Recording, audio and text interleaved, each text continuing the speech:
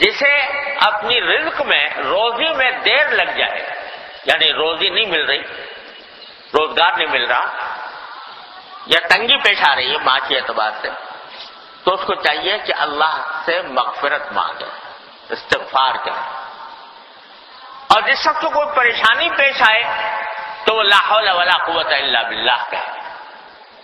یہ تلقین فرمائی رسول کریم صلی اللہ علیہ وسلم، جس کو حسین رضی اللہ عنہ روایت کر رہے ہیں اور جعفر صادق اپنے دادا سے روایت کر رہے ہیں، حضرت علی سے ہوئے، حضرت عابدین روایت کر رہے ہیں حضرت حسین رضی اللہ تعالیٰ عنہ سے،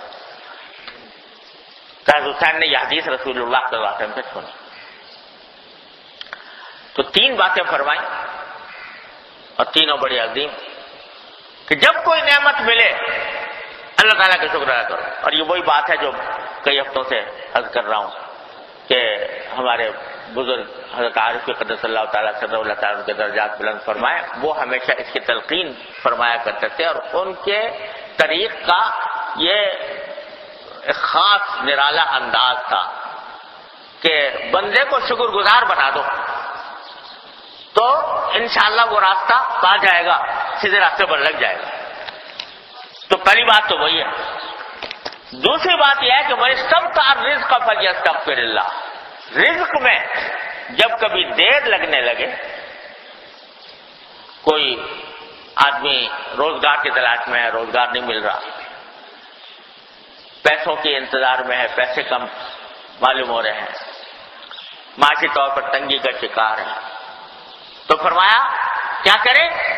اللہ سے مغفرت مانگے، استغفار کرے۔ کیوں؟ اس لیے کہ یہ جو الجھن میں مبتلا ہے، پریشانی میں مبتلا ہے، تو یہ قرآن کریم کی ایک آیت میں فرمایا گیا کہ ما اصابکم من مصیبت فبما کسبت ایدیکم ویعفو عن کثیر،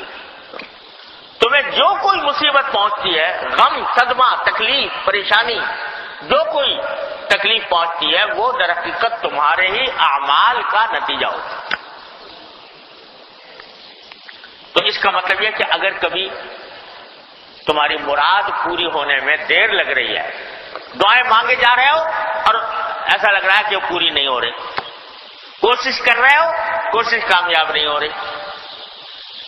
دن رات اس کے پیچھے لگے ہوئے ہو لیکن کوئی حربہ کارآمد نہیں ہو